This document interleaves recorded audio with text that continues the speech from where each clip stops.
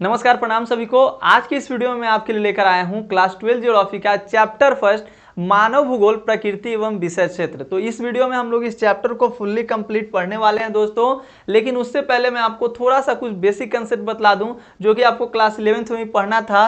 तो शुरू करने से पहले आप ये समझ लीजिए, देखिए चैप्टर का नेम है हमारा मानव भूगोल प्रकृति एवं विषय क्षेत्र, और जो आपका विषय है वो है आपका भूगोल। तो उससे पहले आपको थोड़ा सा कंसेप्ट समझना है कि आखिरकार भूगोल जो शब्द है ये कैसे बना। तो देखिए भूगोल जो शब्द है ये दो शब्दों के मिलने से बना, भू प्लस गोल। इसका मतलब समझ लीजिए, भू का मतलब होता है पृथ्वी मेरे दोस्त, और गोल का मतलब तो आपको पता ही है, अर्थात बोले तो पृथ्वी जो है वो गोल है। यानी कि भूगोल में हम लोगों को पृथ्वी के बारे में पढ़ना है। ये जो शब्द भूगोल है इसका सर्वप्रथम जो प्रयोग किया गया था यूनानी विद्वान या कह सकते हैं ग्रीक विद्वान आपके इरेटोस्थेनीज द्वारा। देखिए मैं इनका नाम भी लिख देता हूं क्योंकि आपके एग्जामिनेशन में ये प्रश्न जो है इरेटोस्थेनीज, याद रखिएगा, इरेटोस्थेनीज द्वारा सर्वप्रथम इस शब्द का प्रयोग किया गया था भूगोल का। और इन्होंने ये जो भूगोल है इसको याद रखिएगा, अंग्रेजी में भूगोल को हम लोग क्या कहते हैं, ज्योग्राफी। तो ज्योग्राफी ये जो शब्द है दोस्तों ये कहाँ से आपका मिला है, ये ग्रीक भाषा का ही शब्द है ज्योग्राफी, जिसका अगर हम लोग तोड़ें तो ये किस किस से बना है, जियो प्लस ग्राफोस। ये दो शब्दों से मिलकर ये क्या है आपका तो बना है, GRA है, जियो प्लस ग्राफोज। जियो का मतलब होता है पृथ्वी और ग्राफोज का मतलब होता है वर्णन। यानी कि कह दीजिए इसका भी मतलब क्या हो गया, अर्थात बोले तो पृथ्वी का वर्णन। क्लियर? तो पृथ्वी का वर्णन इसका मतलब हो गया। तो कहानी को समझिएगा, भूगोल ये दो शब्दों से मिलकर बना, भूज और गोल, यानी पृथ्वी गोल है कहने का मतलब हो गया।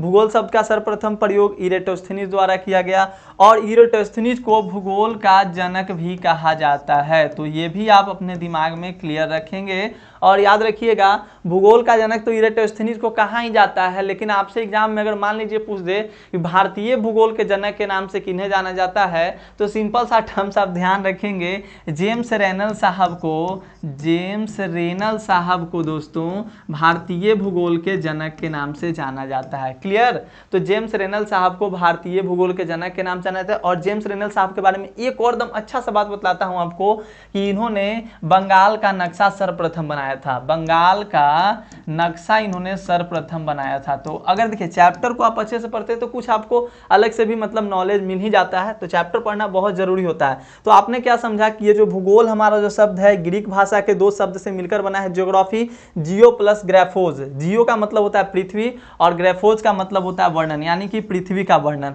अब बोल दिए कि पृथ्वी का वर्णन, तो पृथ्वी का वर्णन इतना आसान नहीं है मेरे मित्र। पृथ्वी का वर्णन पृथ्वी जितना मतलब बोलने में तो लग रहा है कि सिंपल है, पृथ्वी का वर्णन। अरे भैया पृथ्वी का वर्णन, पृथ्वी बहुत छोटा थोड़ी है, सारा चीज जितना भी है सब तो पृथ्वी पर ही है। आज तक मैं आपको बता दूं जितना भी डिस्कवर हुआ है टोटल पृथ्वी की अगर मैं बात करूं तो मात्र 1% ही आज तक खोज हो पाया है। जितनी भी चीज है आज ये जो आप देख रहे हैं, मैं आपको इस चीज पे पढ़ा रहा हूं, ये सब लाइट वगैरह जितने भी चीज है, कैमरा, मात्र 1% ही खोज हुआ। सोचिए जब 99% डिस्कवर हो जाएगा तो क्या पता है, मतलब क्या हो ही जाएगा, है ना। तो इसका मतलब ये हो गया। तो जितना हम लोग सोच रहे हैं कि पृथ्वी का वर्णन, तो पृथ्वी का वर्णन करना इतना आसान नहीं है। साथ ही साथ देखिए पृथ्वी का तो वर्णन होता ही होता है, इसका शाब्दिक अर्थ से ही हमें पता चलता है। लेकिन आपको पता है धरती को हम लोग क्या कहते हैं, माता कहते हैं। पृथ्वी हमारी माता है तो अंतरिक्ष हमारे पिता भी हैं, है ना। तो कैसे पिता है, देखिए पृथ्वी हमें मतलब सारी चीजें, जितने भी जीव जंतु यहाँ पर है वो सब पृथ्वी पर निर्भर है। खाने के लिए भी पानी जल सब पृथ्वी पर निर्भर है कि नहीं है। और उसी तरह से आपको पता होगा कि सूर्य की अनेक सारी किरणें आती हैं, और अंतरिक्ष जो होता है वो हमें उन सारी किरणों से क्या होता है, जैसे आपने अल्ट्रावायलेट रे के बारे में पढ़ा होगा, उन सब से हम लोग का क्या करती है, सूर्य थी जो अंतरिक्ष होता है वो हम लोग का रक्षा करता है। इसीलिए जब पृथ्वी हमारी माता है तो अंतरिक्ष को पिता माना गया है। क्लियर? तो इसलिए हम लोग उनके क्या है, संतान है। तो संतान का कर्तव्य क्या होता है कि अपने माता पिता की रक्षा करना, उनका ध्यान रखना और सारी बातों को। तो जब तक आपको इसके बारे में नॉलेज नहीं होगा तब तक आप इनके जागरूक कैसे हो सकते हैं। तो इसीलिए भूगोल हम लोग पढ़ते हैं। भूगोल पढ़ने का मुख्य मकसद आपको पता चला, जब हम लोग पृथ्वी पर रहते हैं तो पृथ्वी का मतलब किस तरह से क्या कुछ यहाँ पर है, कैसे हम लोग को इसको संरक्षण देना है, हमें कैसे रहना है, क्या इसके नियम है, इन सब चीज़ों को पढ़ने के लिए हम लोग भूगोल का अध्ययन करते हैं। तो यहाँ पर इतना कंसेप्ट मैंने आपको थोड़ा सा बेसिक सा कंसेप्ट बनाया। अब बात आते हैं हम लोग चैप्टर की ओर थोड़ा सा मूव करते हैं, चैप्टर की ओर थोड़ा सा आगे बढ़ते हैं। तो ध्यान दीजिएगा, देखिए मानव भूगोल है, प्रकृति एवं विषय क्षेत्र है। तो ऐसे आप क्लास 11th में पढ़ने के लिए मिला था, लेकिन मुझे पता है 11th का मतलब क्या हाल आप लोगों ने किया होगा। तो छोड़िए वो बात, मतलब बीती हुई बातों को दोहराना नहीं है सर, नहीं तो डिमोटिवेशन आ जाता है। नहीं, तो डिमोटिवेट नहीं होना है, बस आगे चलते रहना है। तो देखिए हम लोग को आपको पढ़ना था क्लास 11th में भौतिक भूगोल के बारे में। ये जो भौतिक भूगोल और मानव भूगोल है, ये भूगोल की दो शाखाएं हैं। देखिए भूगोल की आपकी दो शाखाएं हैं, कौन कौन? तो भौतिक भूगोल और एक आपका है मानव भूगोल। अब बोलिएगा सर भौतिक भूगोल क्या होता है? तो जो भौतिक पर्यावरण होता है, बोले तो जल, वनस्पति, मिट्टी, ये सब, या हम लोग जितने भी जीव जंतु ये सब हुए, ये सब क्या है? भौतिक पर्यावरण। समझने के लिए मैं बता रहा हूँ कि मतलब डायरेक्टली जो भगवान द्वारा बनाया गया है, जिसमें मानव का कोई हस्तक्षेप नहीं है, वो आपके भौतिक भूगोल के अंतर्गत आ जाते हैं। जैसे मिट्टी हो गया, जलवायु हो गए आपके, और भी सिर्फ जल हो गया आपका, हम लोग हो गए, जीव जंतु हो गए, तो ये आपके भौतिक भूगोल के अंतर्गत आ जाते हैं। क्लियर है? अब देखिए मानव भूगोल के अंतर्गत, तो मानव भूगोल जो होता है दोस्तों, वो भौतिक पर्यावरण प्लस, ध्यान रखिएगा, भौतिक पर्यावरण प्लस मानवीय क्रियाकलापों का अध्ययन इसमें हम लोग करते हैं। क्या?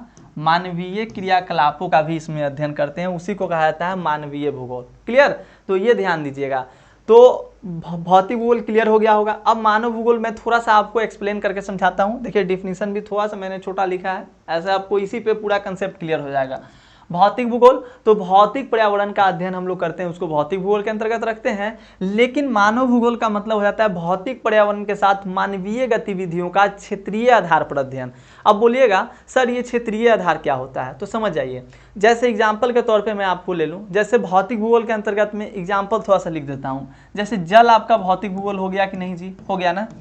और भी कुछ एग्जाम्पल, वनस्पति, वेजिटेशन आपके हो गए भौतिक भूगोल, लिख देता हूँ वनस्पति भी। तो वनस्पति आपका भौतिक भूगोल के अंतर्गत आ गया। क्लियर? ये पहले से यहाँ लाइन था जो कि हमें डिस्टर्ब कर दिया, तो इसको थोड़ा सा मैं कट कर लूँ, अंडू रेडू कर देता हूँ। 1 मिनट थोड़ा सा इंतजार कीजिए। तो देखिए आपका क्या हो गया, वनस्पति यहाँ पर हो गया दोस्तों, तो वनस्पति। क्लियर? तो ये आपके भौतिक भूगोल के अंतर्गत आ गए। जब इसका हम लोग देखिए क्या कहता है डिफिनीशन मानव भूगोल का, कि भौतिक पर्यावरण के साथ मानवीय गतिविधियों का क्षेत्रीय आधार पर अध्ययन। अब इसमें मानवीय गतिविधियां क्या हुआ? जल से अगर नहर का निर्माण हम लोग करते हैं तो ये आपका मानवीय गतिविधि में आया कि नहीं आया जी? आया ना।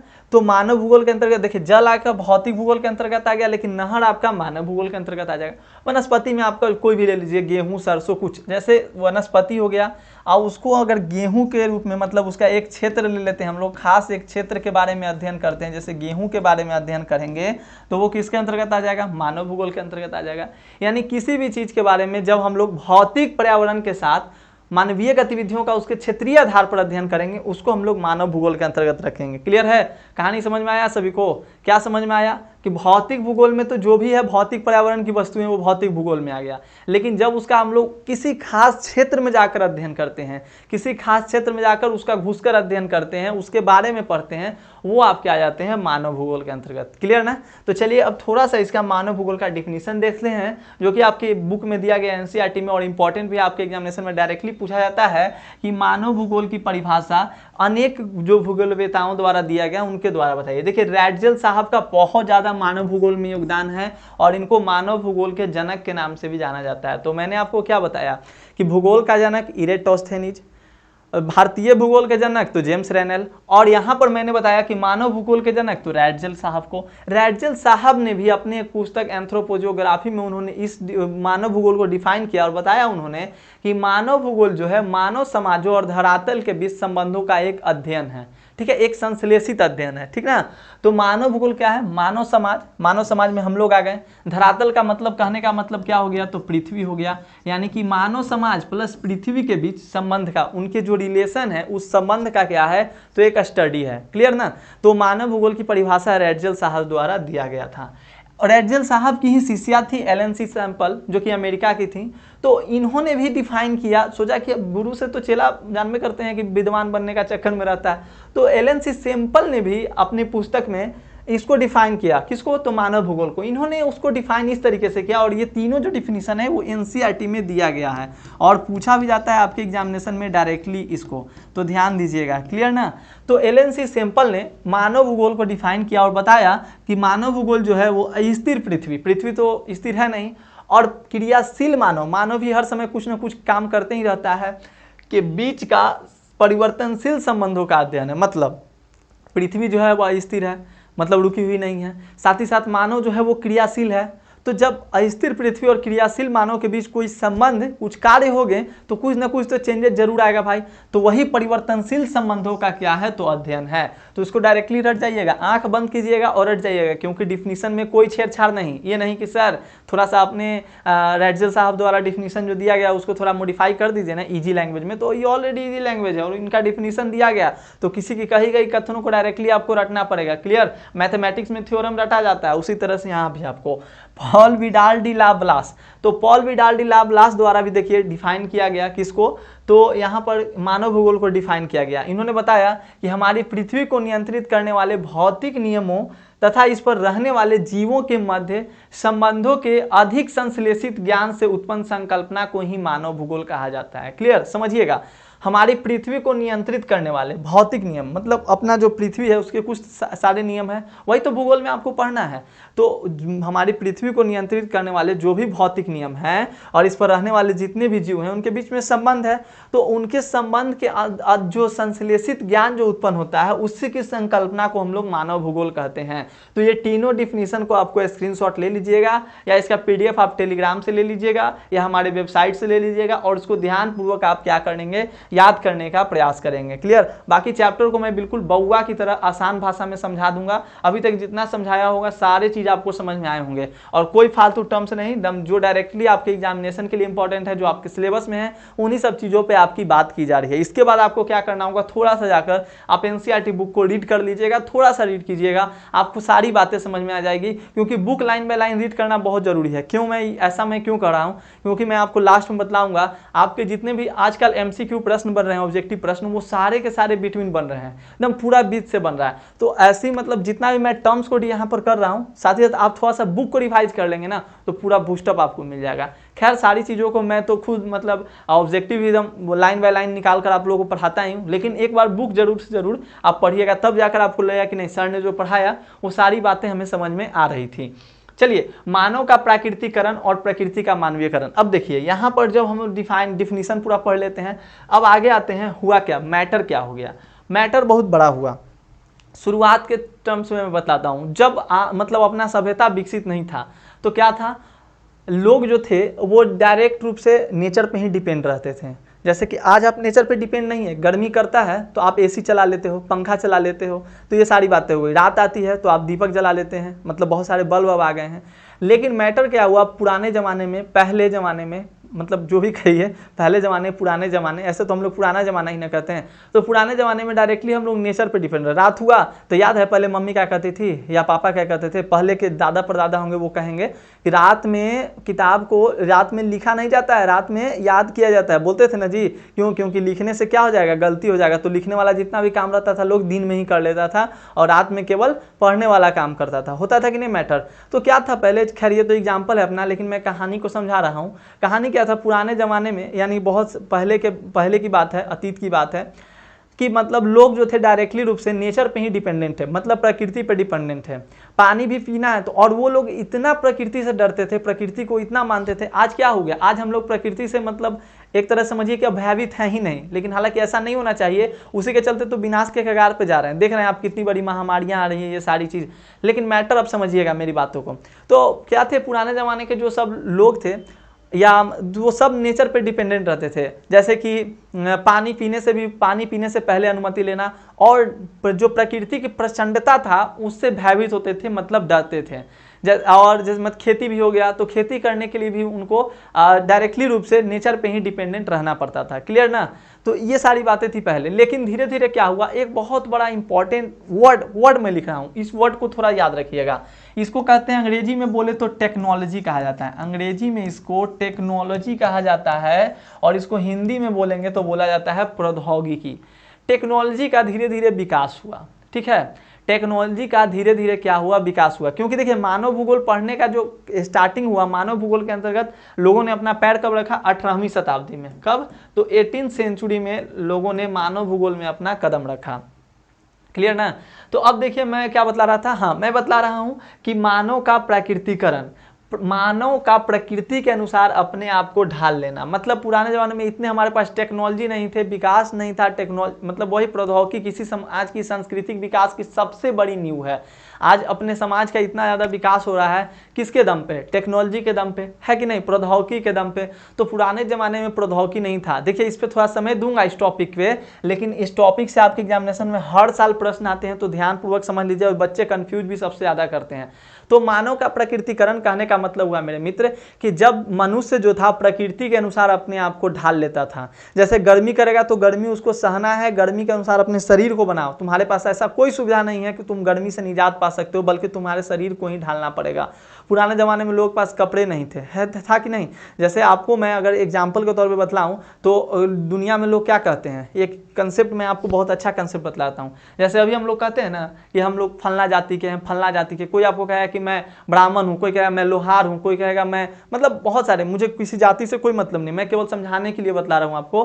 तो अभी जैसे हम लोग कहते हैं हिंदू है, मुस्लिम है, सब लोग कहता है, लेकिन मैं कहता हूँ कि नहीं, ये गलत है। कैसे गलत है? कोई आकर मेरे से पूछे, अरे भाई मेरे से बात करे, दुनिया का सबसे पहला आदमी, दुनिया का सबसे पहला आदमी, अगर मैं आपसे पूछूं कि दुनिया का सबसे पहला आदमी कौन, तो आपका जवाब आएगा कि मनु। उसी को अंग्रेज मतलब जो मुसलमान लोग होते हैं वो आदम का नाम देते हैं। तो मनु जो थे वे दुनिया के सबसे पहले आदमी थे, ठीक है। तो हम जितने भी लोग हैं सब लोग तो मनु के ही संतान हैं। तो जब सब लोग मनु के संतान हैं तो फिर कैसे कर सकते हैं? देखिए हुआ क्या, जब वो पुराना जमाना मतलब जब वो चल रहा था स्टार्टिंग टाइम पीरियड, तो जितने भी हम लोग सब लोग कहा गया, मैंने आपको बताया कि सब लोग क्या है, मनु के संतान है। कैसे क्या हुआ, जो लोग, हमारे पास उतनी सुविधाएं नहीं थी, सब लोग क्या करते थे, अपना जीवन यापन कंदमूल फल खाकर ये सब कार्य करके करते थे। तो जब लोगों का जन्म हुआ तो एक जगह कम, मतलब संख्या भी कम था, तो लोग कुछ दिनों तक मतलब एक जगह एकत्रित होकर रह लिए, और रहने के बाद वहाँ के कंदमूल फलों को तोड़ कर खाते थे। लेकिन धीरे धीरे क्या हुआ कि भोजन उनका घटने लगा। अब भाई कितना दिन तक एक जगह रहेगा, कितना दिन तक उसको भोजन मिलेगा, है कि नहीं। तो धीरे धीरे लोगों ने क्या किया, पलायन करना शुरू किया, इधर से उधर जाना शुरू किया, माइग्रेट करना शुरू किया, और वहाँ मतलब इधर खत्म हो गया तो उधर चले गए, उधर चले गए। तो जो सूर्य के नजदीक चला गया वो काला हो गया, जो सूर्य से दूर रह गया उसका धीरे धीरे क्या हो गया, चमड़ी मतलब चमड़ा जो है वो गोरा हो गया। तो लेकिन है सब एक ही का संतान, क्लियर ना। तो मतलब तो इसी को मैं देखिए भूगोल के अंतर्गत ही पढ़ा रहा हूँ। मेरा जो मेन टॉपिक है वो भूगोल से है, किसी जाति वगैरह से नहीं है। मैं ये समझाने के लिए आपको बता रहा हूँ। तो लोग क्या करते थे, अपनी आवश्यकताओं को पूर्ति के लिए एक जगह से दूसरे जगह जाने लगे। फिर क्या हुआ कि धीरे धीरे उनको पता चला कि अरे देखो हम लोग मांस मछली ये सब मांस उंस भी खाकर जीवन यापन कर सकते हैं। तो लोगों ने क्या किया, रहने के लिए एक जगह स्थान बनाया, ठीक है, और स्थान बना बना कर रहने लगे। कोई झोपड़ी बनाया, ये सब बना बना कर रहने लगे, और वहाँ मतलब एकत्रित करके खाद्यान्न को, भोजन को, अपना जीवन यापन करने के लिए सारी चीज़ों को लाकर रखते थे, और वहीं पर अपना जीवन यापन करते थे, क्लियर ना। तो वहाँ पर जीवन यापन करते थे। तो इसी तरह से धीरे धीरे जहाँ पर जो लोग रहने लगे वहीं रह गए। तो मतलब जो सूर्य के नज़दीक रह गया वो काला हो गया। तो हम लोग कहते कैसे साउथ अफ्रीका वाला है, इधर जो आ गया वो सब भारत मतलब जो सूर्य से दूर रहा वो उसकी चमड़ी जो हो गई वो गोरी हो गई। तो ये मैटर करता है। तो सब लोग हैं जो संतान एक ही हैं, लेकिन बस तो ये मैटर हुआ। तो देखिए मानव का प्राकृतिकरण क्या था कि देखिए प्रकृति के अनुसार ही लोग चलते थे एक जगह से दूसरे जगह। मतलब आपको भोजन पे भी डिपेंड रहना है तो जाकर ही चलिएगा तभी आपको भोजन मिलेगा, ये मैटर हुआ कि नहीं। मतलब जो भी नेचर चाहती थी वही करना होता था, ये मैटर कहता है आपका। समझ में आ गया होगा मानव का प्राकृतिकरण, मतलब मानव का प्रकृति के अनुसार अपने आप को ढाल लेना, उसी को कहते हैं मानव का प्राकृतिकरण। क्लियर, एक कंसेप्ट। अभी इस पे एक्सप्लेनेशन करूंगा क्योंकि इससे 5 नंबर के सवाल आपके एग्जाम में आते हैं। इतना मैंने भाषण इसलिए नहीं दिया कि ताकि आपको, मैंने एग्जाम्पल दे देकर आपको समझाया है, और अभी और एग्जाम्पल देकर समझाऊंगा। प्रकृति का मानवीयकरण, देखिए मानव का तकनीकी अपनाकर प्रकृति को अपने अनुसार ढाल लेना। जैसे आज के टाइम में, एट अ प्रेजेंट टाइम हम लोग क्या महसूस करते हैं, गर्मी लगता है एसी चला लीजिए सर, नदी भर गया नाव से पार कर लीजिए सर, अब तो नदी पे पुल बन गया सर, थी मतलब बातचीत करने के लिए एक जगह से दूसरे जगह हम लोग को अपना जो भी संचार की व्यवस्था है उसके लिए अनेक उपग्रह को छोड़ा जाना, ये सब क्या हो गया, तो प्रकृति का मानवीयकरण हो गया। तो चलिए आइए इसको थोड़ा सा हम लोग विस्तार से समझने का प्रयास करते हैं हैं, कुछ मैंने आपके लिए पॉइंट्स भी लिखे हैं जिससे कि आपको पूरा क्लियरली अच्छे तरीके से सारी बातों को समझने में आसानी होगी और आप सभी बातों को समझ भी पाइएगा, क्योंकि मेरा मकसद है कि आपको सारी बातों को अच्छे तरीके से समझा देना। मानव के प्राकृतिकरण की बात करें हम लोग, यानी कि नेचुरलाइजेशन ऑफ ह्यूमन, तो what do you mean by naturalisation of human दोस्तों? तो मानव का प्रकृति के अनुसार अपने आप को ढाल लेना। जैसे देखिए, पढ़िए, कहता है प्रौद्योगिकी किसी भी समाज की सांस्कृतिक विकास के स्तर की सूचक होती है। ठीक है, मानव प्रकृति के नियमों का देखिए, मानव प्रकृति के नियमों को अच्छे ढंग से समझने के बाद ही प्रौद्योगिकी का विकास कर पाया। मतलब नेचर प्लस ह्यूमन का दिमाग, आदमी का दिमाग, ये दोनों मिला तब जाकर टेक्नोलॉजी का क्या हुआ, विकास हुआ। जब प्रौद्योगिकी का स्तर कम था तब मानव प्रकृति के आदेशों के अनुसार अपने आप को ढालने के लिए बाध्य था, विवश था। इस प्रकार अन्योन्य क्रिया को पर्यावरणीय निश्चयवाद कहा गया। एक बहुत ही इंपॉर्टेंट टॉपिक टर्म्स यहाँ पर आया। देखिए, आपके इस चैप्टर में जो इंपॉर्टेंट टर्म्स है, मैं थोड़ा सा इंपॉर्टेंट टर्म्स पे भी डिस्कस कर दूँ। कुछ इंपॉर्टेंट टर्म्स है जिसको आप लोग थोड़ा माइंड में रखिएगा। हट जा, कहाँ से आ गया तू, हट जा यार, हम लोग का इंपॉर्टेंट टॉपिक चल रहा है। बच्चे का 5 नंबर तुम लोगे क्या? नहीं ना? तो देखिए, अरे हट नहीं यार। देखिए, तो एक आपको यहाँ पर पढ़ना है, ये तो पढ़ना है मानव का प्राकृतिकरण, प्रकृति का मानवीकरण। एक आपको पढ़ना है पर्यावरणीय निश्चयवाद और दूसरा आपको पढ़ना है संभावनावाद। ठीक है, संभावनावाद और एक आपको नौ निश्चयवाद। तो 3-4 टॉपिक्स बहुत इंपॉर्टेंट है इस चैप्टर के। इतना इंपॉर्टेंट है जैसे कहते हैं ना, आप किसी और के लिए गाना फरमाते हैं कि जन्म जन्म का साथ है हमारा तुम्हारा, तो उसी तरह से जब 12th तक, जब तक एग्जाम ना हो जाए तब तक इससे आपका संबंध रहना चाहिए। क्लियर ना? तो देखिए, जब प्रौद्योगिकी का स्तर निम्न था तब प्रकृति के आदेशों के अनुसार लोग अपने आप को, मतलब उनकी बातों को जानते थे। इसी को कहा गया पर्यावरणीय निश्चयवाद। इसे भी अभी समझाऊंगा, टॉपिक समझिए। इस अवस्था में मानव प्रकृति की सुनता था, उसकी प्रचंडता से भयभीत होता था और उसकी पूजा करता था। अब देखिए, यह पर्यावरण को नुकसान किए बगैर समस्याओं को सुलझाने पर बल देती थी। मनुष्य प्राकृतिक संसाधनों पर प्रत्यक्ष रूप से निर्भर रहते थे। मतलब जितने भी मनुष्य का कोई भी कार्य होना है सब प्राकृतिक नेचर पे ही, मतलब पूरा डिपेंडेंट है। खेती भी करना है तो भगवान जब पानी देंगे, नेचर के द्वारा जब पानी हमें मिलेगा तभी जाकर हम लोग खेती भी कर पाएंगे। तो ये सारी बातें थी। और यहाँ तक था ना दोस्तों कि लोग, मतलब आपने एक महाभारत का वो, मैं पात्र आपको याद दिला दूं, वो कहानी याद दिला दूं, याद है आपका? जब माता को प्यास लगता है तो सब लोग जाते हैं, 5 भाई एक एक करके पानी के ले आते हैं। और वहाँ का जो मतलब जो यक्ष होते हैं वो कहते हैं कि रुको, पहले मुझे मेरे सवालों का जवाब दो। वो नहीं देता है। तो मतलब ऐसा सिचुएशन था, लोग प्रकृति से बहुत ज़्यादा डरते थे, अनुमति लेते थे। पानी पीने से पहले अनुमति लेना, आग जलाने से पहले उसको प्रणाम करना। आज भी हम लोग उन चीज़ों को मानते हैं, है कि नहीं? उन चीज़ों को मानने के लिए भी एक नियम बनाया गया, उसी को नौ निश्चयवाद कहा गया। अभी हम लोग समझेंगे। तो यहाँ पर ये क्लियर कंसेप्ट हो गया। इस तरह से मानव के प्राकृतिकरण हुआ। मतलब पूछे आपसे नेचुरलाइजेशन ऑफ ह्यूमन का जो नेचुरलाइजेशन हुआ, मानव का प्राकृतिकरण हुआ, किस तरह से हुआ? तो जब प्रौद्योगिकी का स्तर निम्न था, टेक्नोलॉजी बहुत कम था, तो मानव जो क्या था, वो प्रकृति पर प्रत्यक्ष रूप से निर्भर था और प्रकृति की प्रचंडता से भी भयभीत होता था, डरता था। इसी को कहा गया मानव का प्राकृतिकरण। क्लियर है कंसेप्ट? तो भूलिएगा नहीं, याद रखिएगा। भूलिएगा तो मेरा कुछ नहीं जाता, तेरा घाटा वाला जो पॉइंट है वही दिमाग में आएगा आपका। चलिए अब आगे मैंने अभी आपको एक टॉपिक यहाँ पर बोला था, पर्यावरणीय निश्चयवाद। वही टॉपिक यहाँ पर मैं अभी डिस्कस करने वाला हूँ। देखिए मेरे मित्र, मेरे सखा, मेरे बंधु, मेरे भाई, आप समझ जाइए इस बात को। कहता है निश्चयवाद, तो सर निश्चयवाद क्या होता है? बहुत इंपॉर्टेंट है, वह बहुत इंपॉर्टेंट है, समझिएगा। यह पुरानी विचारधारा है। पुरानी विचारधारा मतलब वही अभी मैंने आपको ये जो टॉपिक पढ़ाया, देखिए मानव के प्राकृतिकरण वही तो है। ये मानव के प्राकृतिकरण का ही कह सकते हैं कि दूसरा नाम है। भौगोलिक संरचना, जलवायु, वनस्पति और जीव जंतु पर्यावरण का निर्माण करते हैं और यही पर्यावरण समाज, राष्ट्र, संस्कृति, जीवन शैली, विकास इत्यादि को नियंत्रित करती है। इस अवस्था में मानव प्रकृति की सुनता था। सेम टॉपिक आ रहा है कि नहीं? उसकी प्रचंडता से भयभीत होता था तथा प्रकृति की पूजा करता था। मैंने केवल इसलिए लिखा कि ताकि आप कंफ्यूजन ना हो। जो आपने पढ़ा मानव का प्राकृतिकरण वही है आपका निश्चयवाद। क्लियर? पर्यावरणीय निश्चयवाद। तो प्राकृतिकरण देखिए, प से प्राकृतिकरण और प से पर्यावरणीय निश्चयवाद, तो याद रखिएगा। क्लियर? इस अवस्था में प्रकृति के समक्ष मानव निष्क्रिय था। प्रकृति के अनुसार ही मानव स्वयं को ढालता था। वही मैंने बोला, गर्मी करेगा तो गर्मी, बरसात के दिन में आपको कोई आपके पास सुविधा नहीं है, ना घर है ना कुछ है। आपको बरसात में आपका शरीर को ऐसा बना लेना है कि आपको बरसात में आपको ढलना है तो ढलना है, गर्मी में ढलना है तो ढलना है, जाड़े के दिन में आपको जाड़े को सहन करना है तो करना है। ऐसा आपको शरीर को बनाना होगा। आपके पास ऐसी कोई सुविधा नहीं है। ये टर्म्स होता था। इस अवस्था में मानव ने अपने आप को प्रकृति के द्वारा दी गई सुविधाओं के अनुसार ढाल लिया, इस सामंजस्य को पर्यावरणीय निश्चयवाद कहा गया। क्लियर है ना? तो ये भी टर्म्स क्लियर हो गया होगा आपका। अब प्रकृति का मानवीयकरण यानी ह्यूमनाइजेशन ऑफ नेचर, दो टॉपिक आपने समझा, मानव का प्रकृतिकरण। अब प्रकृति का क्या हो रहा है? मानवीयकरण, यानी जस्ट अपोजिट। इसमें क्या हुआ कि टेक्नोलॉजी का विकास हो गया, मानव का तकनीकी को अपनाकर प्रकृति को अपने अनुसार ढाल लेना, यानी टेक्नोलॉजी को अपनाया और प्रकृति को ही ढालना शुरू कर दिया। तो बरसात हो गए, पहले ही हम घर बना के रहेंगे, पानी संग्रहित कर लेंगे, खेती के लिए जमीन से पानी निकाल लेंगे, नदी भरेगा, नदी पार करने के लिए नाव बना लिया, नदी पार करने के लिए पुल बना लिया, है कि नहीं? यानी कि अब मानव क्या करने लगा? प्रकृति को अपने वश में करने लगा, प्रकृति का ये स्वामी बनने लगा। अब पहले प्रकृति हमारी स्वामी थी, अब इसमें क्या हुआ? प्रकृति का जब मानवीयकरण होने लगा तो अब मानव जो होने लगा वो प्रकृति पे अपना विजय प्राप्त करना शुरू कर दिया। उदाहरण, कृषि नगर पुलों का निर्माण, महासागरों का समुद्री मार्गों के रूप में उपयोग, अंतरिक्ष में उपग्रहों का प्रेक्षण आदि। वही मैंने आपको बताया। समय के साथ मानव बेहतर तकनीक विकसित कर लेता है और पर्यावरण से प्राप्त संसाधनों के द्वारा संभावनाओं को जन्म दे देता है।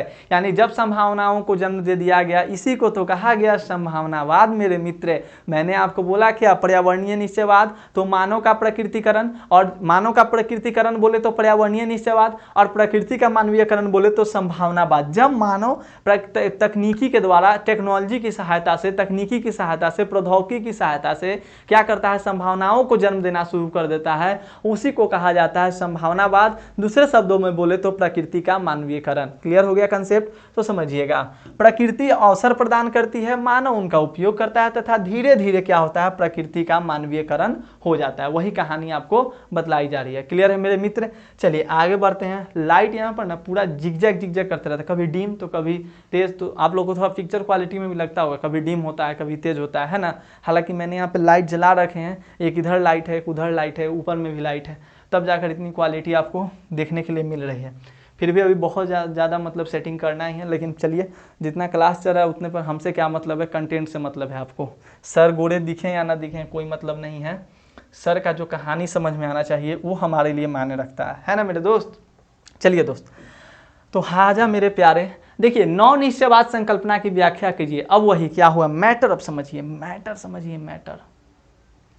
संभावनावाद कहाँ चला गया जी? हाँ, संभावनावाद छूट गया। वही मैं सोचूं, संभावनावाद पे मैंने डिस्कस नहीं करा। संभावनावाद वही, देखिए जस्ट वही कहानी है, यानी कि प्रकृति का मानवीयकरण हो रहा है। इस विचारधारा के अंतर्गत मनुष्य प्रकृति का दास है, पूरी तरह से स्वीकृत ना रे अस्वीकृत, पूरी तरह से अस्वीकृत कर दी जाती है। इसके अनुसार प्रकृति के तत्वों को चुनने के लिए मानव स्वतंत्र है। समय के साथ मानव बेहतर तकनीक विकसित कर लेता है और पर्यावरण से प्राप्त संसाधनों के द्वारा संभावनाओं को जन्म देना शुरू कर देता है। उदाहरण के तौर पे कृषि नगर पुलों का निर्माण, ये सब आपके हो गए। प्रकृति अवसर प्रदान करती है, मानव उनका उपयोग करता है और मानव क्रियाओं की छाप चारों ओर नजर आती है। डैट मीन्स की संभावनावाद, यानी कि संभावनाओं को जन्म देना, जब नेचर आपको मौका दे और उस मौका का लाभ आपने उठाया, उसी को कहा गया संभावनावाद। अब क्या हुआ? अब क्या हुआ? कहा जाता है अति का अंत।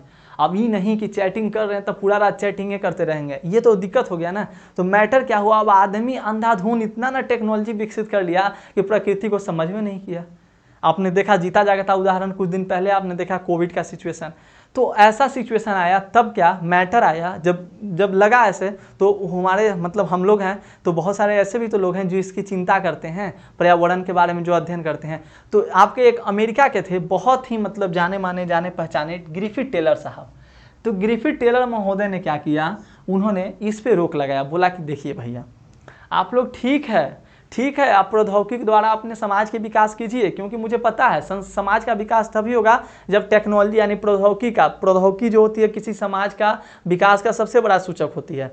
तो उन्होंने क्या किया? उन्होंने एक ऐसा बीच का रास्ता प्रस्तुत किया कि जिससे कि ना तो मतलब ज़्यादा प्रकृति को नुकसान हो, न ही मनुष्य जो है वो, मतलब दोनों के बीच का। कैसे हम लोग जो सिग्नल लाइट रहता है, जैसे एग्जाम्पल के तौर पर जैसे लाल है मतलब सिग्नल लाइट रहता है, तो रुको और जाओ, मतलब रुको भी जाओ भी, मतलब सारी चीज़ों को आप मेंटेन करके रखो। इस चीज़ों को यहाँ पे दर्शाया गया। तो ग्रिफिथ टेलर साहब, देखिए टेलर का काम भी होता है, क्या होता है? जोड़ना, कपड़े को जोड़ना। इन्होंने क्या किया कि जो संभावनावाद और पर्यावरणीय निश्चयवाद था, दोनों अवधारणाओं को जोड़ दिया। इन्होंने कहा कि देखो तुम अपना विकास करो, कोई नहीं रोका है, लेकिन ये जो अंधाधुंध पेड़ों की कटाई कर रहे हो, नेचर को डिस्ट्रॉय कर रहे हो, बर्बाद करो, इस पे तो कंट्रोल करो। क्योंकि पता है भूगोल है, भौतिक भूगोल, और जब मानव भूगोल में तुम पढ़ते हो भाई, तो बिना भौतिक भूगोल के मानव भूगोल नहीं पढ़ सकते हो। मतलब जब तक भौतिक तुम्हारे साथ नहीं है, जब तक नेचर तुम्हारे साथ नहीं है, तब तक तुम कुछ नहीं कर सकते हो। बिना नेचर के तुम कोई काम नहीं कर सकते हो। आज ही देखिए ना, कितना एसी लग गया, कितना कूलर हो गया है ना, लेकिन आज अगर प्रकृति अगर चाह ले ज्यादा गर्मी कर दे तो सब लोगों का हालत क्या हो जाएगा, खराब हो जाएगा, है ना। तो बिना नेचर की सहायता से, नेचर की अनुमति से आप कुछ नहीं कर पाएंगे। तो मतलब इन्होंने कहा कि देखो आप तुम करो अपना विकास। देखिए यह विचारधारा पर्यावरणीय निश्चयवाद और संभावनावाद के बीच के मार्ग को प्रस्तुत करती है। यह पर्यावरण को नुकसान किए बगैर, मतलब तुम अपना विकास करो भाई, लेकिन पर्यावरण को नुकसान मत करो।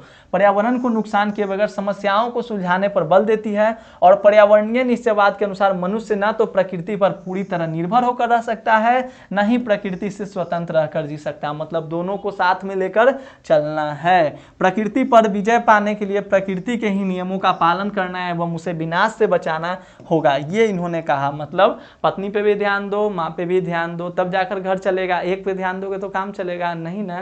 दिल्ली ले जाओ घुमाने के लिए, घर एकदम रोटी खाए, मम्मी रोटी खाएगी तो काम चलेगा जी नहीं ना। तो ये ध्यान दीजिए, प्राकृतिक देनों का प्रयोग करते हुए प्रकृति की सीमाओं का ख्याल रखना चाहिए। उदाहरणार्थ औद्योगिकरण करते हुए जंगलों को नष्ट होने से बचाना चाहिए। इंडस्ट्री बैठाइए ना, कौन मना किया है, लेकिन हाँ जंगलों को मत विनाश कीजिए, जंगलों को मत डिस्ट्रॉय कीजिए, बर्बाद कीजिए। समझ में आया कहानी कितना मजेदार था, समझ में आया ही होगा।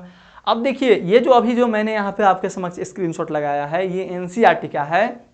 इससे क्या हो रहा है कि अभी के टाइम में, वर्तमान एट ए प्रेजेंट टाइम हम लोग बात करें तो आपके एग्जामिनेशन में इससे भर भर के ऑब्जेक्टिव आ रहे हैं। तो इसको आप खुद से पढ़ लीजिएगा। देखिए जैसे कि यहाँ पर आरंभिक उपनिवेश युग है, उत्तर उपनिवेश युग है, कि किस टाइम क्या हुआ, उपागम क्या हुआ, प्रादेशिक विश्लेषण कब हुआ। जैसे अभी देखिए कुछ दिन पहले पूछा है फाइनल एग्जाम में आपका कि 1990 का दशक जो था वो भूगोल में उत्तर आधुनिकतावाद का समय था। ठीक है, तो ऐसे प्रश्न पूरा पूछे जा रहे हैं और ये तो बहुत इंपॉर्टेंट है। जैसे पूछ देता है कि बताइए व्यवहारवादी भूगोल किस मानव भूगोल के किस उपक्षेत्र का अंग है, तो सामाजिक भूगोल के।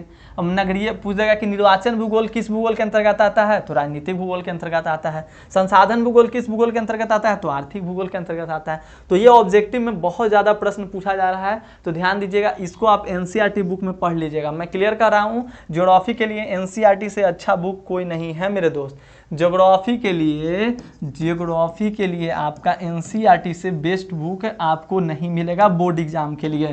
तो ज्योग्राफी के लिए आपको कोई साइड बुक नहीं खरीदना है, आप आराम से एनसीईआरटी से पढ़िए। जो मैं कुछ कंसेप्ट बता दूं उस पर ध्यान दीजिए, आप उन सारी एक्सप्लेनेशन को पढ़िए, पूरा क्लियर हो जाएगा। तो ये चैप्टर यहीं पे फिनिश होता है। मैंने सारी बातें आपको बताई, भूगोल के बारे में, मानव भूगोल के बारे में हम लोगों ने पढ़ा, एंड उम्मीद है कि आपको अच्छे से समझ में भी आया होगा, क्योंकि मैंने अपने भाषा में पूरा अच्छे तरीके से इसको समझाने का पूरा प्रयास किया। देखिए मैं आपको अभी भी बता देता हूं चैप्टर समाप्त होने से पहले, क्योंकि देखिए मेरा पढ़ाने का मुख्य जो पूरा का पूरा लक्ष्य कब खत्म होगा, जब आप पूरी चीज़ों को अच्छे तरीके से समझ जाएंगे, आप एग्जामिनेशन में सारे प्रश्नों को डील कर पाएंगे, तभी जाकर मुझे भी खुशी होगा कि हाँ मैंने जो पढ़ाया वो आपने पाया उसको। देखिए पहला टर्म्स है, आप मानव भूगोल का डिफिनीशन याद रख लोगे, ठीक है। दूसरा टर्म्स आपको ध्यान देना क्या है, आपको वही नॉन निश्चयवाद, मतलब ये मानव भूगोल का डिफिनीशन जो भी भूगोलवेताओं द्वारा दिया गया उसको ध्यान में रख लीजिएगा। और यहाँ पर ध्यान दीजिए, दूसरा जो टर्म्स मैं बता रहा हूँ कि आपको ये मानव का प्रकृतिकरण और प्रकृति का मानवीयकरण। तीसरा जो पॉइंट है आपका संभावनावाद, निश्चयवाद पे ध्यान दे लीजिएगा, क्लियर ना। और चौथा जो पॉइंट है वो जो मैंने अभी आपको स्क्रीनशॉट वाला दिखाया, वो सब चीज़ों पे ध्यान दे लीजिएगा। और इतना कर लीजिए जितना मैंने पढ़ाया। अब जाइए आप एनसीईआरटी का एक्सरसाइज बनाइए, अगर आपसे न बने तब आकर आप कमेंट कीजिएगा, सारा का सारा प्रश्न आपका आसानी से बन जाएगा, ठीक ना। तो जाइए दोस्तों बनाइए, बाकी नेक्स्ट वीडियो में हम लोग एनसीईआरटी एक्सरसाइज के साथ मिलेंगे। तब तक के लिए धन्यवाद, जय हिंद, जय भारत। और अपने दोस्तों के साथ शेयर भी करेंगे इस वीडियो को, ताकि आपके मित्र लोग भी यहाँ पर आकर जुड़ सकें और अपना पढ़ाई कर सकें। तो मिलते हैं हम लोग अगले वीडियो में, अपना ध्यान रखिएगा।